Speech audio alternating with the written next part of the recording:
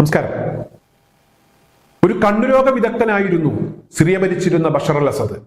കണ്ണുരോഗ വിദഗ്ധനായിരുന്നിട്ട് പോലും അദ്ദേഹത്തിന് സ്വന്തം രാജ്യത്ത് നടക്കാൻ പോകുന്ന കാര്യങ്ങളെക്കുറിച്ച് കാണാനോ അല്ലെങ്കിൽ അതിനനുസരിച്ച് ഒരു നീക്കം നടത്താനോ കഴിഞ്ഞില്ല. പ്രജകളുടെ പ്രശ്നങ്ങൾ കാണാൻ കഴിഞ്ഞില്ല, അവരുടെ പരാതികൾ കാണാൻ കഴിഞ്ഞില്ല. 54 വർഷമായി അസദ് കുടുംബമാണ് സിറിയ ഭരിക്കുന്നത്. റഷ്യയുടെയും ഇറാന്റെയും പിന്തുണയുണ്ട്. ഭരണം നിലനിർത്തുന്നതിന് വേണ്ടി 5 ലക്ഷത്തോളം ആളുകളെ കൊന്നൊടുക്കി. 74% വരുന്ന സുന്നികൾ, 13% വരുന്ന ഷിയാകൾ, 10% വരുന്ന ക്രൈസ്തവർ. 74% വരുന്ന സുന്നികളെയാണ് 13% പിന്തുണയുള്ള ബഷർ അൽ അസദ് ഭരിച്ചിരുന്നത്. അതിന്റെ ഭാഗമായി തന്നെയാണ് രാജ്യത്ത് ആഭ്യന്തര കലാപങ്ങളും പിന്നീട് അത് യുദ്ധങ്ങളും ഭരണം നഷ്ടപ്പെടുന്ന സാഹചര്യവും ഒക്കെ ഉണ്ടായത്. എന്നാലും കണ്ണിലെ കൃഷ്ണമണി പോലെയാണ് ഇറാനും റഷ്യയും ബഷർ അൽ അസദിനെ ഇതുവരെ കാത്തു സൂക്ഷിച്ചിരുന്നത്.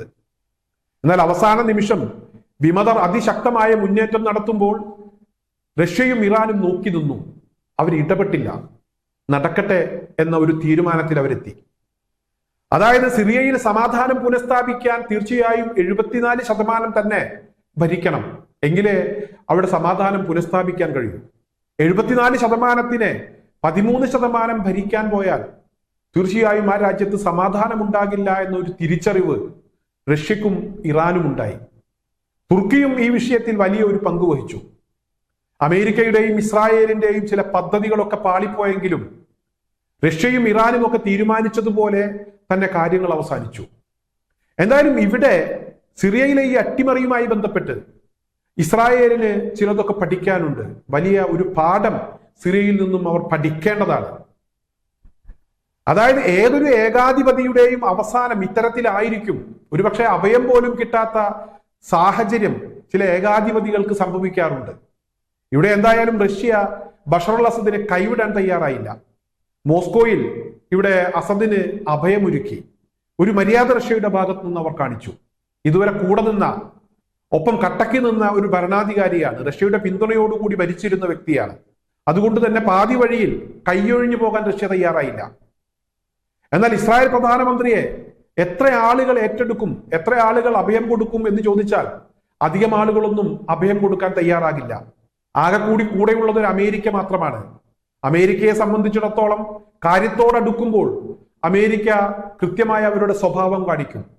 ഇസ്രായേൽ പ്രധാനമന്ത്രിയായിട്ടുള്ള ബെഞ്ചമിൻ നെതന്യാഹുവിന് അഭയം കൊടുക്കാനൊന്നും അമേരിക്ക തയ്യാറാകില്ല. കാരണം അമേരിക്കയിൽ വലിയ രീതിയിലുള്ള പ്രക്ഷോഭങ്ങൾ ഇസ്രായേൽ പ്രധാനമന്ത്രിയുടെ സന്ദർശനവുമായി ബന്ധപ്പെട്ടൊക്കെ നടന്നിട്ടുണ്ട്. സ്വന്തം രാജ്യത്തെ സമാധാനം നശിപ്പിക്കുന്ന വിധത്തിലുള്ള ഒരു നീക്കത്തിനും അമേരിക്ക അങ്ങനെ തയ്യാറാകില്ല. അതായത് ഒരിക്കലും ബെഞ്ചമിൻ നെതന്യാഹു ഇത്തരമൊരവസ്ഥയിൽപ്പെട്ടാൽ അഭയം കൊടുക്കാൻ അമേരിക്ക തയ്യാറാവില്ല എന്ന് തന്നെ നമുക്ക് മനസ്സിലാക്കേണ്ടി വരും. പിന്നെ ഏത് രാജ്യത്തേക്കാണ് ഇവിടെ ഇസ്രായേൽ പ്രധാനമന്ത്രിക്ക് പോകാൻ കഴിയുക? മിക്കവാറും രാജ്യങ്ങളൊക്കെ പറഞ്ഞു കഴിഞ്ഞു, അന്താരാഷ്ട്ര കോടതിയുടെ അറസ്റ്റ് വാറണ്ട് നിലനിൽക്കുന്നത് കൊണ്ട് ഞങ്ങളുടെ രാജ്യത്തേക്ക് വരണ്ട, കാലുകുത്തിയാൽ ആ സമയം തന്നെ ഞങ്ങൾ അറസ്റ്റ് ചെയ്യും എന്ന കാര്യം പലരും വ്യക്തമാക്കിയിട്ടുണ്ട്. അതായത് ഇസ്രായേൽ പ്രധാനമന്ത്രിയുടെ വരും ദിവസങ്ങൾ അത് കഠിനമായിരിക്കുമെന്ന കാര്യത്തിൽ തർക്കമില്ല. സ്വന്തം രാജ്യത്ത് ആഭ്യന്തര കലാപങ്ങളും കലഹങ്ങളും ഒക്കെ പൊട്ടിപ്പുറപ്പെട്ടുകൊണ്ടിരിക്കുകയാണ്. കൂടെയുണ്ടായിരുന്ന പ്രതിരോധ മന്ത്രി യോവ് ഗാലന്റ് ഗസയിൽ നടക്കുന്നത് വംശഹത്യയാണെന്ന് അദ്ദേഹം തുറന്നു പറയുന്നു. പ്രധാനമന്ത്രിയുടെ ബെഞ്ചമിൻ നെതന്യാഹുവിന്റെ സ്വന്തം ഇഷ്ടപ്രകാരമാണ് ഇപ്പോൾ ഗസ യുദ്ധം നീട്ടിക്കൊണ്ടുപോകുന്നത്. ആ യുദ്ധം നീട്ടിക്കൊണ്ടുപോകാൻ ആർക്കും താല്പര്യമില്ല, ഇസ്രായേലികൾക്ക് താല്പര്യമില്ല. അവിടെ നടക്കുന്നത് വംശഹത്യയാണ്. മാത്രമല്ല ഇസ്രായേൽ സൈനികർ ഗസയിൽ തുടരുന്നത് അപകടമാണ്. എത്രയും പെട്ടെന്ന് അവിടെ നിന്നും രക്ഷപ്പെടാൻ നോക്കണം, ഒരിക്കലും അവിടെ തുടരരുത് എന്നും അദ്ദേഹം പറഞ്ഞു. ലോകരാജ്യങ്ങൾ ആവർത്തിച്ചു പറഞ്ഞു, ഗസ യുദ്ധം അവസാനിപ്പിക്കണം, ഫലസ്തീൻ അധിനിവേശം അവസാനിപ്പിക്കണം. ഏറ്റവും അവസാനം ഐക്യരാഷ്ട്രസഭയിൽ ഒരു പ്രമേയം അവതരിപ്പിച്ചു. നടക്കുന്നത് വംശഹത്യയാണ്, കൂട്ടക്കുരുതിയാണ്, ഒരിക്കലും അംഗീകരിക്കാൻ പാടില്ല, ഇസ്രായേൽ അവസാനിപ്പിക്കണം എന്ന രീതിയിലുള്ള ഒരു പ്രമേയമാണ് അവതരിപ്പിച്ചത്. നമ്മുടെ രാജ്യം, ഇന്ത്യ പോലും ആ പ്രമേയത്തെ അനുകൂലിച്ച് വോട്ട് ചെയ്തു. ഇസ്രായേലിനെ എതിർത്തുകൊണ്ട് ഇന്ത്യ ഒരു നിലപാട് സ്വീകരിച്ചു.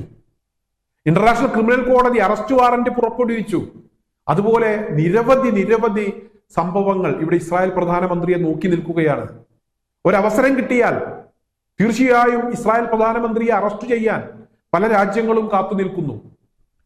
സ്വന്തം രാജ്യത്ത് ഞാൻ നേരത്തെ സൂചിപ്പിച്ചു ആഭ്യന്തര കലാപങ്ങൾ, കലഹങ്ങൾ, ഇത്തരത്തിലുള്ള ആഭ്യന്തര കലാപങ്ങളും കലഹങ്ങളും തന്നെയാണ് പിന്നീട് വലിയ യുദ്ധത്തിലേക്കും അട്ടിമറിയിലേക്കും ഒക്കെ പോകുന്നത്.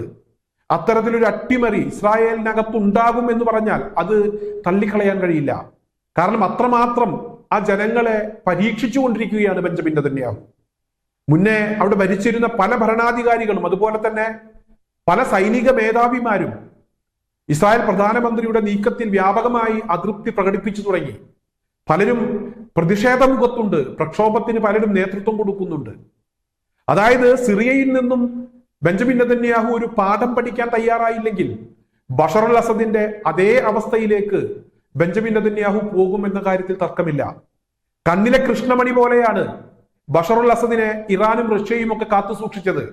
അവസാനം ഒരു സമയം വന്നപ്പോൾ ആ രാജ്യത്ത് സമാധാനം പുനഃസ്ഥാപിക്കാൻ ബഷർ അൽ അസദിന്റെ ഭരണം ഉണ്ടാകാൻ പാടില്ല എന്ന തിരിച്ചറിവ് റഷ്യക്കും ഇറാനും ഉണ്ടായി. വിമതരുടെ മുന്നേറ്റം നടക്കുമ്പോൾ റഷ്യയും ഇറാനും മൗനം പാലിച്ചു, നോക്കി നിന്നു. ഒരു സഹായവും ബഷർ അൽ അസദിന് ചെയ്തു കൊടുത്തില്ല. അതായത് അവിടെ സമാധാനം പുനഃസ്ഥാപിക്കുക എന്നതായിരുന്നു ഇറാന്റെയും റഷ്യയുടെയും ഒക്കെ ലക്ഷ്യം. അത്തരത്തിലൊരു ലക്ഷ്യത്തിനു വേണ്ടി അവർ പ്രവർത്തിച്ചു. അവരെ സംബന്ധിച്ചിടത്തോളം അവരുടെ എല്ലാ കളികളും വളരെ കൃത്യമായി സിറിയയിൽ നടത്താൻ കഴിയുന്ന ഒരു സാഹചര്യവും അവർ ഒരുക്കിയെടുത്തു. എന്തായാലും ഇസ്രായേൽ പ്രധാനമന്ത്രിക്ക് ഇത്തരത്തിലുള്ള, അതായത് ബഷർ അൽ അസദിനെ റഷ്യ സംരക്ഷിച്ചു കൊണ്ടുപോയപ്പോൾ അത്തരത്തിൽ സംരക്ഷിച്ചു കൊണ്ടുപോകാൻ പോലും ആളില്ലാത്ത ഒരു അവസ്ഥയിലേക്ക് ഇസ്രായേൽ പ്രധാനമന്ത്രി പോകും. സിറിയയിൽ നിന്ന് പാഠം പഠിച്ച് നിലവിലെ കൂട്ടക്കുരുതികൾ അവസാനിപ്പിച്ച് ഫലസ്തീൻ അധിനിവേശം അവസാനിപ്പിച്ച് ഇസ്രായേൽ മാന്യമായി ഫലസ്തീനോട് പെരുമാറിയില്ലെങ്കിൽ, ഗസയോട് പെരുമാറിയില്ലെങ്കിൽ സിറിയയേക്കാൾ വലിയ ഒരു അനുഭവം ഇസ്രായേലിനകത്തുണ്ടാകും.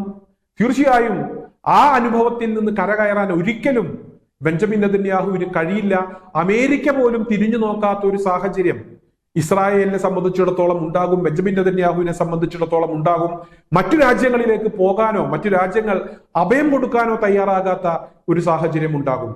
ഇപ്പോഴെങ്കിലും ഒരു പാഠം പഠിച്ചാൽ അത് ബെഞ്ചമിൻ നെതന്യാഹുവിന് നല്ലത് എന്ന് മാത്രമാണ് ഈ ഒരു അവസരത്തിൽ പറയാനുള്ളത്.